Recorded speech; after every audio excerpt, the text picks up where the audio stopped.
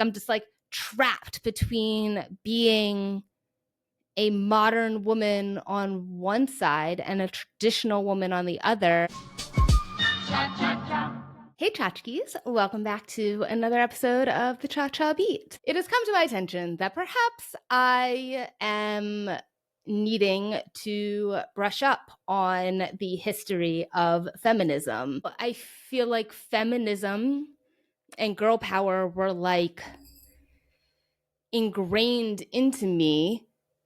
Maybe because of that, I didn't have to like actually learn about it. So today we're going to learn about it.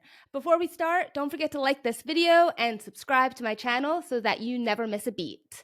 Okay, let's get into it because that's what you're here for. That drives their every decision, but for others, it has the absolute opposite impact. Any mention invoking deep disdain. The initial women's rights movement was about just that, securing basic rights for women, and it was successful in this endeavor. But since then, feminism has transformed so dramatically that it would be absolutely unrecognizable to the original pioneers. And despite facing intense opposition, feminism keeps pushing on in its eternal search for gender equality. But the radical feminist vision for a fair society is much darker than you could ever imagine, and we're much closer to it than you think.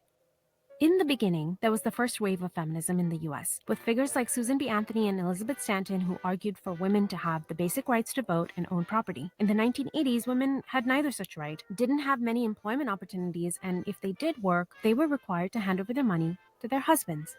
In 1920, one of these injustices was corrected when the 19th Amendment to the...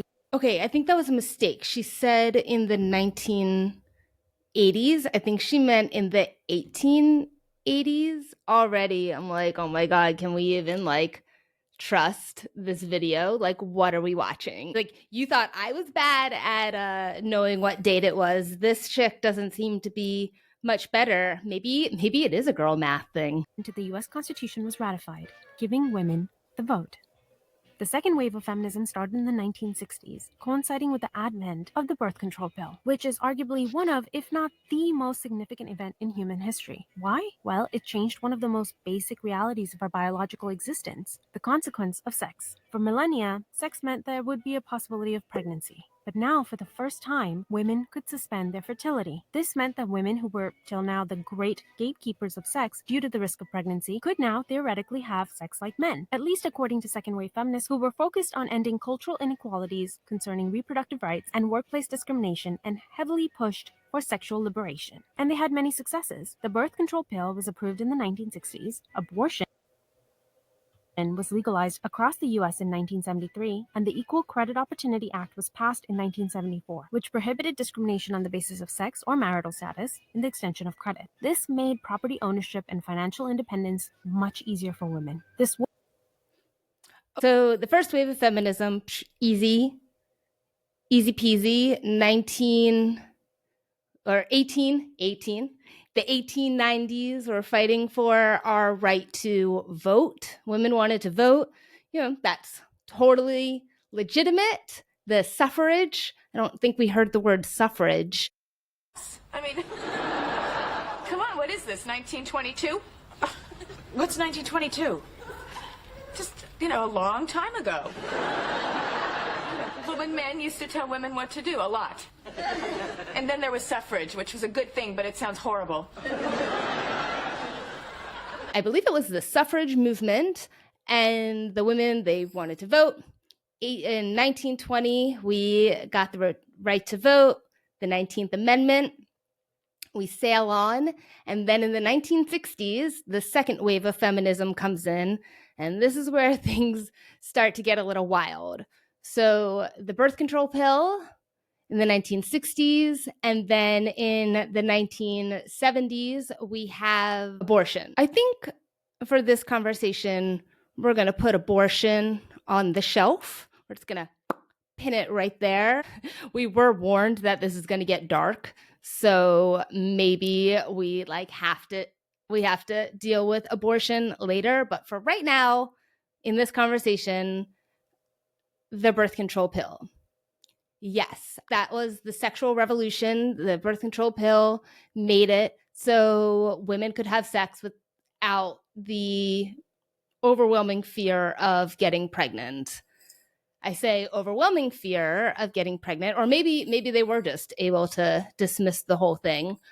But the birth control pill definitely did not just, like, you're still a woman there, and with the birth control pill, you have to take it, at least, in the olden days when it first came out. The way it was designed was you had to take it at the same time every day in order for it to be consistently in your body and thus be a reliable form of birth control. If you missed a day, or if you took it at different hours every day, you are not birth controlled. And if you connect some dots there, you can see how it would lead to this abortion shelf that we are pushing away right now. But the other thing that's interesting about the birth control pill is that not only is it a form of, contraceptive, so women can have sex without the fear of getting pregnant, conceivably, no pun intended. The birth control changes you. It changes the hormonal makeup in your body. It changes the way you think. It changes the way you smell. It changes the kind of man that you're attracted to. There are wild reports of women who were on the birth control pill, for 10 years, and then they stop for whatever reason. Maybe they actually want to get pregnant. Stop taking it, and they're like a whole new person, and they're like, what is going on here? What was up is now down, and like, what is reality? Birth control, because I'd love to meet me, I've heard that when you get off birth control, you're just like, has anyone in here gotten off of birth control? You have right here? Oh, a lot of us. Okay. All right. How did that go for you? I broke up with my boyfriend. You broke up with your boyfriend of 6 years. These are the stories I'm talking about. This is what I've heard about. You stop doing birth control, and you don't. Your sense of smell changes. Your sense of smell changes.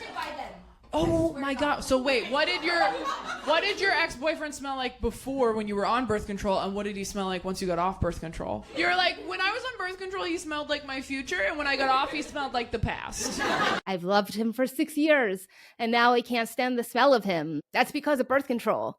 So not only did it open the doors for promiscuity, but it also changed like the mental makeup, the actual thoughts and feelings and actions that these women are taking are now being manipulated in a way through birth control, or with birth control. I don't want to say through birth control, because that makes it sound as if someone's like, pulling the strings. I don't think it's like that. It's not like you're not being controlled, you're just being affected, and it's like being drunk and you don't even know that you're drunk. And then one day you get sober and you're like, whoa, I had no idea that this is what it actually feels like to be inside my body. I haven't been on birth control in, I don't know, 15 years. I was on it as a teenager, for my skin, I guess. I definitely wasn't having sex as a teenager. That's another story. But I guess because I had bad skin, I don't remember. But my mother actually worked at Planned Parenthood. I don't think I've mentioned this, but growing up, my mother worked at Planned Parenthood for 25 years as I was growing up. She quit when I was in my freshman year of college. So all growing up, my mom worked at Planned Parenthood. She used to take us, me and my older sister, to work with her on Take Your Daughter to Work Day. It was awesome. So anyway, my mom loved birth control. And so I was on birth control. And then when I went to college, still not having sex in college, I went to college and never remembered to take it. Back then, you didn't have a cell phone in your pocket that like was a walking alarm clock, and it would go off at the same time every single day. We didn't have that, and I would never remember to take it. And it was just like, I'm not having sex anyway, and my skin isn't so bad, so I'm just not going to take these. And then when I moved to New York City after college, now in my 20s and having a little bit of sex, but it was 2000, it was 2007, 2008 in New York City. The post Sex in the City vibe was happening, and I was a city girl, and despite the fact that I was having not a lot of sex, I was having some sex, and for thus one should be on the birth control pill. So I went back on the birth control pill. And first of all, I remember like the first 2 weeks I was on it, I went fucking manic. Like I was crazy. I was so mad and yelling at everyone. I got in fights with anyone. I would just pick fights with everyone. I couldn't think straight. I remember having horrible brain fog and knew that it was just because I was like onboarding onto the birth control pills. Like I knew that like it would just take a couple weeks and I would level out, and this made sense to me. So I go through the manic, come out okay, and I'm taking these pills for it's probably like a year that I was taking them, and I noticed that I have a lot of hair, and I noticed that I seemed to be like I had less hair. Like it was thinner and like it was falling out, and it was just weird because I have a lot. Like I've always had very fortified hair, and so I went to the doctor and I told her I think my hair is falling out.